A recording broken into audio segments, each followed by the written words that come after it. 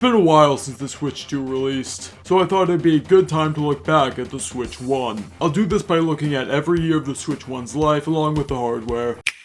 First, I wanted to talk about the actual Switch 1. After the Switch 2, it does seem pretty small, but pre-Switch 2 it felt fine. I also have big hands, so maybe it isn't as bad for other people. The bigger problem is that the Joy-Cons are small, or rather that they're flat. Your hands get numb after holding it for too long. And that brings us to the biggest issue. Because the Joy-Cons slide, they'll sometimes disconnect randomly. This is really bad for obvious reasons. It's such an annoying thing and I'm so happy they fixed it with the Switch 2. This is nowhere near as bad, but for some reason the actual video is smaller than the screen. This was fixed for the OLED, but it's a little weird. I know I've been complaining the whole time, but it's the Switch. Being able to play console games on the go is such an invaluable feature. You can plug it into the TV too. You can play anywhere and I can't stress how insane that is. The final thing for this section is the power. The Switch is underpowered. That isn't an issue for first party games. I mean, look at Prime Remastered and Odyssey. They run at 60 FPS somehow. Breath of the Wild and Tears of the Kingdom run at 30, but other than the Korok Forest, they run fine. But for third parties, they can hurt. In these sections, I'll go over each year of the Switch 1's life. 2017 was an insane year. Best year for gaming besides maybe 2023 or 2001. It started with Breath of the Wild. It took the Zelda series in a new direction and it absolutely worked. The world is so big and so packed with content. Everywhere you go, you'd find something cool. It's hard to describe what makes the game so good. If I had to pin it down, it's that sense of discovery. You truly get lost in the world and strangely immersed. Walking around this huge environment, discovering little things to do. It's a game that truly takes advantage of the open world genre and is one of the best games ever made. In that same year we got Mario Odyssey, the perfect Mario game. The movement is so fluid and it feels fantastic. The capture mechanics add so much variety. It takes a more open approach instead of the traditional 3D Mario. Instead of big stars or shines, there are moons scattered across the world. It isn't my favorite Mario game, but I can definitively say it's the best one. The only real downside I can think of is that replay value isn't super high, but most games are like that. Mario + Rabbids was a solid strategy game. People like Xenoblade 2. The only exposure I have to it are the cutscenes, and yeah, I'm not gonna beat a dead horse, everyone knows about them. Some people say it's like hentai golf where it looks like Gooner Swap, but it's actually a cinematic masterpiece with insanely complex gameplay. It's probably good, but I haven't played it. I'm not a big Xenoblade hater or anything. Enough people like it, so it's worth a mention. Splatoon 2 put the series on a console that actually sells well. Mario Kart 8 Deluxe gave us a console Mario Kart on the go. This was an incredibly stacked year. 8 Deluxe is a port, but it's still the best Mario Kart on the go. Perfects the classic Mario Kart formula. Third-party support was also pretty strong. Skyrim, Sonic Mania. We did have some weaker games. 1-2 Switch is a cinematic masterpiece, but those don't drag down the quality at all. This is an S tier year. This was the year of ports. DKC Tropical Freeze got a re-release for $60. I'd consider myself a Donkey Kong fan, but I'll be honest, I haven't played this game yet. I've had it since like 2015, I just never really played it. I think this is the equivalent of a Zelda fan who's only beaten Breath of the Wild and Tears of the Kingdom. I'm looking forward to it once I beat DKCR. Captain Toad Treasure Tracker also got a port. I played the game around its release and it was pretty fun. Might as well talk about this now. Switch port of any graphically simple game is guaranteed to be the definitive version. You don't get any downsides.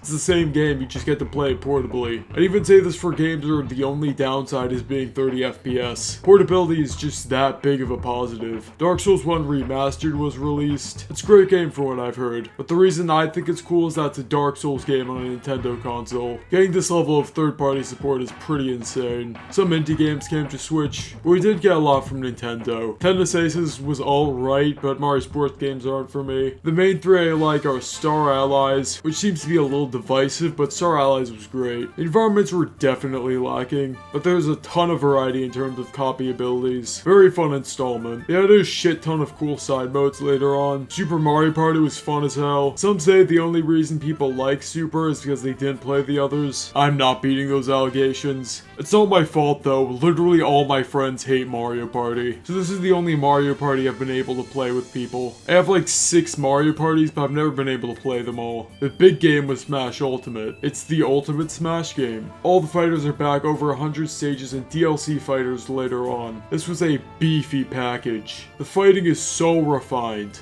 Everyone could find a character that clicks with them. If you click with Rob, you need to be put on a list. The art style is great, classic mode got a huge revamp and it's phenomenal. Every character has their own route based on their series or whatever else. But the best single player offerings in any Smash game. World of Light seemed alright. I had some fun with it around launch, but I haven't been motivated to come back. Its one issue is online. Lag can be really bad. It's pretty obvious why that's bad. There is another issue, the GSP. Losing a huge amount of GSP just forces everyone to sweat incredibly hard. I'm not really complaining that people online are sweating. I'm complaining that it makes me sweat, because it feels like there's so much at stake. It's still a fantastic game to play with your friends, but the online could have made it a 10. Also again, lag is a big issue. Pokemon Let's Go is really boring. I know that's an unk take, but that's just kind of my experience. We got Smash, so it's a B tier year.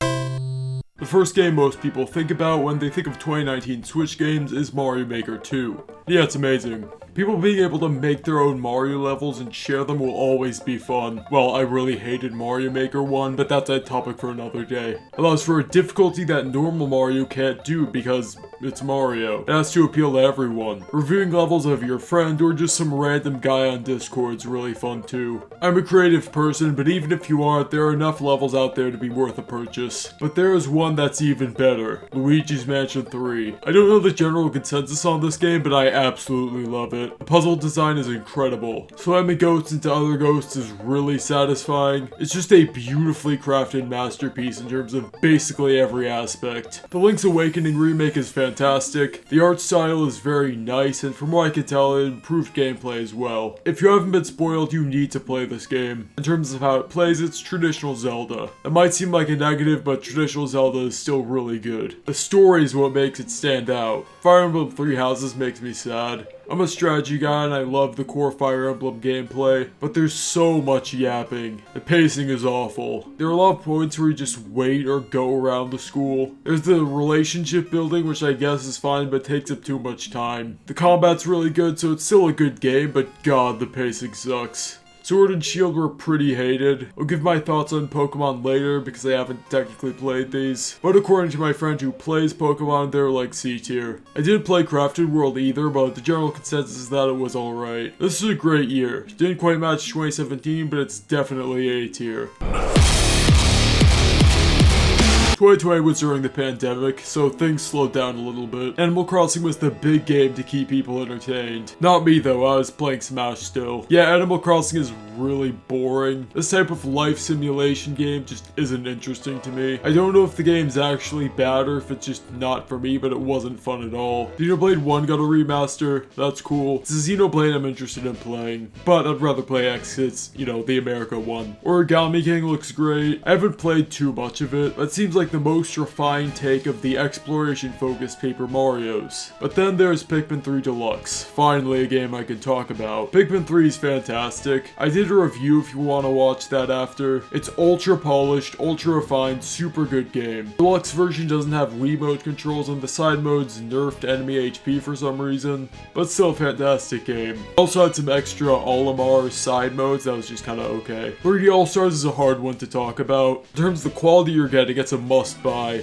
You get 2 fantastic games and 64. And increased resolution, and Sunshine is in widescreen. I should on 64 a little, but the game's great, just don't 100% it. Don't get the blue coins in Sunshine either, or fully 100% Galaxy. Now that I think about it, a lot of the Mario games are pretty shit 100%. The games are available on Switch Online and in the Galaxy Collection now, but these versions don't have save states or rewind, and Sunshine is still in widescreen. In terms of the way Nintendo handled the collection, it's pretty bad. It's a limited release, which was really shitty. Luckily it sold 8 mil, so it should be too hard to find. It's pretty expensive though. And we did get all the 3D Marios. No 64DS, no 3D Land, no Galaxy 2. So I'm not putting this down as a positive or a negative for the year. Mario 35 was a thing. It was received well, but I never played it. Hyrule Warriors Age of Calamity, a prequel that isn't actually a prequel. Some story decisions were strange, but the gameplay is good. But yeah, this was a pretty slow year. Understandably, but I still have to put in C tier.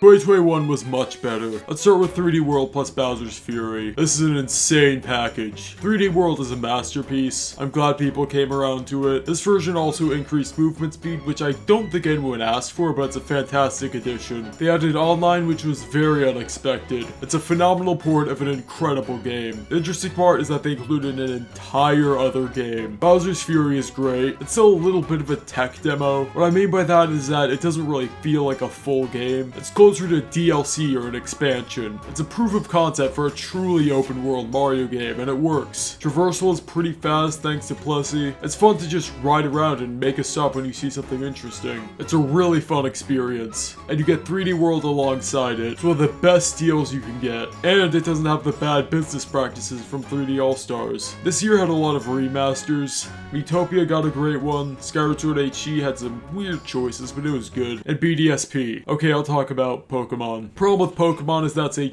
easy traditional RPG. Those aren't compatible concepts. I'm usually defender of easy games because, for example, in Wonder you still have to jump over obstacles. In Pikmin 3 you're still multitasking. But a traditional RPG being easy just means the gameplay is button mashing. I tried nuzlocking it halfway through, to which made it more interesting, but it's not my job to make your game good. I'd still say it's an alright game, like C tier, which funnily enough is higher than what a lot of Pokemon fans would say. Pokemon Snap is kind of a funny game. It's one of those things where everyone asks for something, then when it comes out no one cares. I haven't heard anyone talk about it since launch. I can't talk about Superstars because again all my friends hate Mario Party. Metroid Dread was the other big one. I haven't played it in a bit, but there are some things I remember. The movement was the best thing. The movement is so fluid and precise. I didn't think a game could control this well. The parry from Samus Returns is back. It's satisfying to parry things, but the whole game isn't parrying. There's a lot more to it. The boss fights are insanely good. The enemies create really tense chases. It's a super solid game overall, and I can see why people put it in S tier.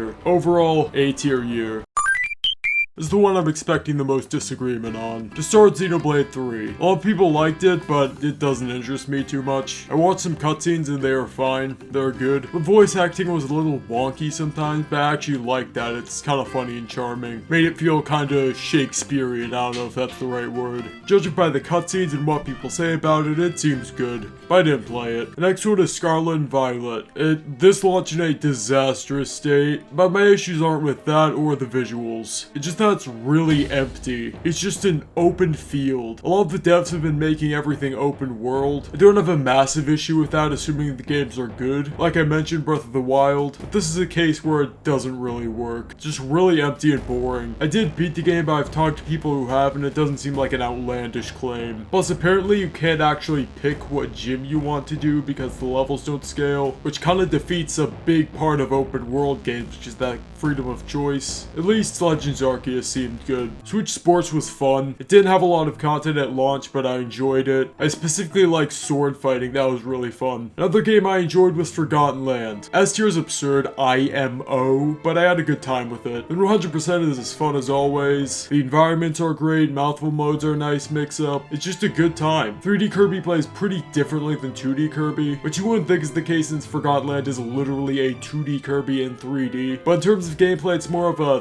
3D world style than a traditional Kirby. You don't have the variety of moves you do in a game like Robobot. It's more about platforming and the environments. It's still Kirby-like, it's just in a different form. Good game. Splatoon 3 came out for some reason. I'm not in the Splatoon community, so maybe there was some big unfixable problem with Splatoon 2. That seems like a one game per console series. Mario Kart 8 Deluxe got DLC, but initially it was pretty rough. The track quality just wasn't really there, and that's it. We had some good games this year, but we didn't have any like fantastic standout games. What we got was good, but nothing insane. Again, I'm expecting a lot of people to disagree with this, but I'm putting it in like high C, C+. This was the calm before the storm though.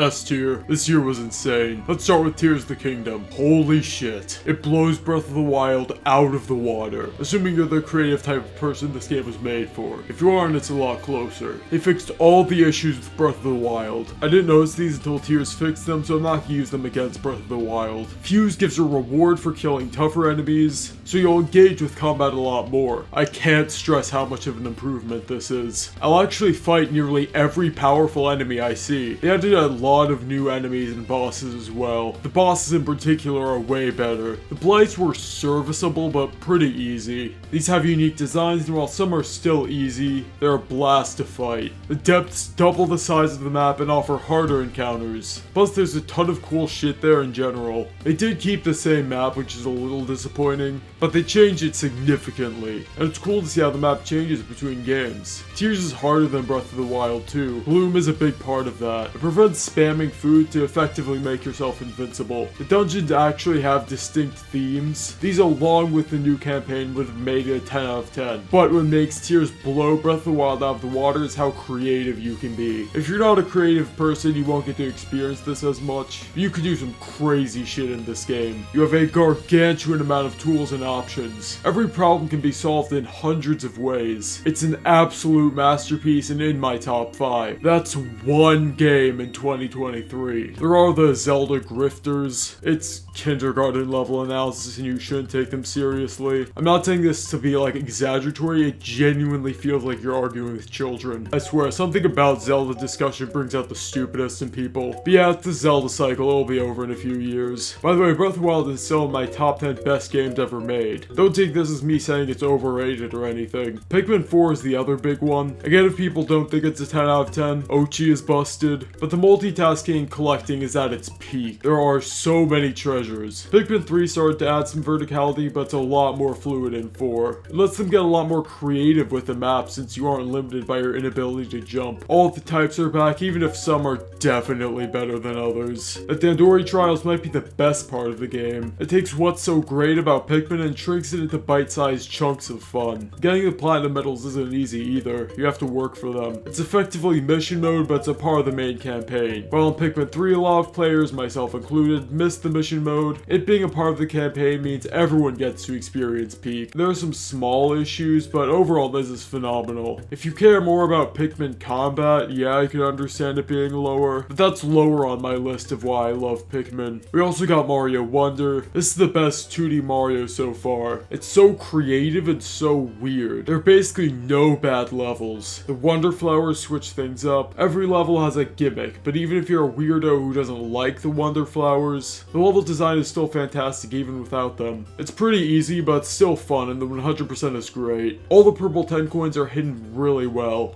In the NSMB games, a lot of the time star coins were hidden in really obscure spots or behind fake walls, but here you could get basically all of them by just taking your time and exploring a little. There are only 3 of the like 1,010 coins I had to look up. The secret levels are harder, and those are nice for more experienced players. Mario RPG got a remake, which is nice. It's a good game. Metroid Prime got an insane remaster. I don't know how this runs at 60 FPS on the Switch. Pikmin 1 plus 2 had some issues, but now we have the whole mainline Pikmin series on one console. And Kirby's Return to Dreamland Deluxe. It's insane how much content this game has. We have a Magolor side mode on top of all the stuff from the original. I haven't fully 100%ed it yet, but I'm pretty close. Fire Emblem Engage. I didn't get this one because the protagonist looks dumb as hell. Stupid ass fire blue hair. F-Zero 99 was very good. Everybody want to Switch? Like I said, easily an S-tier year. This was the last year before the Switch 2, and it calmed down a bit from 2023. Let's start with Princess Peach Showtime. Judging from what everyone says, this is clearly a game made for children. Nintendo is pretty good at appealing to everyone regardless of age, but they didn't do that here. The Thousand Year Door got a remake. I still have to finish this, but what I played was good. The pacing is what holds it back, and apparently it was worse than the original. It looks great, the fast travel is a good addition. Solid game. Again, I still need to finish it. Wait, Mario doesn't do a Nazi salute anymore. I can't believe Nintendo went woke. The other remaster was Luigi's Mansion 2, which was overpriced. Mario and Luigi Brothership seemed good. Everyone was obsessed with the IGN score for like a year. I really liked Mario and Luigi combat, so I'd probably like this. The other big game was Echoes of Wisdom. It's great. It mixes up the 2D Zelda formula and adds a lot of variety. Dungeons are great and it incorporates freedom very well. It focuses on puzzles and it works. Combat isn't as easy as it is with Link. You need to think about the right move for the situation. Each type of echo has a use. It isn't the best game of the year or anything, but it was fantastic. Shadow Gen released on Switch and it's phenomenal. It shocks me Sonic Team was able to make a game this good. It perfects speedrunning and momentum. And that's mostly it. We got some good games for sure, but nothing super insane or anything. B tier.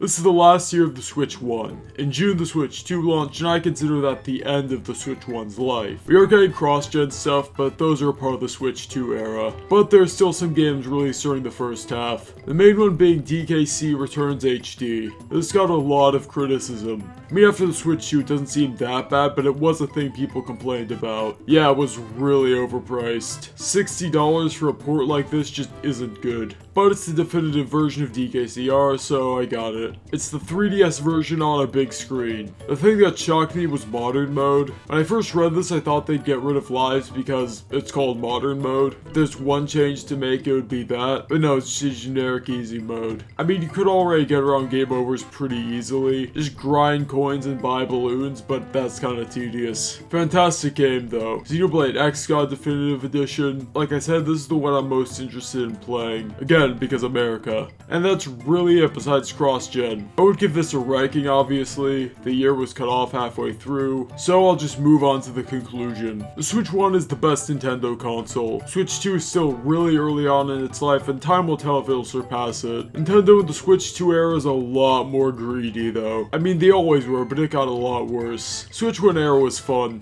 Good console. I don't know what else to write here. The reason I haven't been uploading is because of the situation in Pennsylvania. Like, I just had to take a few weeks to reflect on it.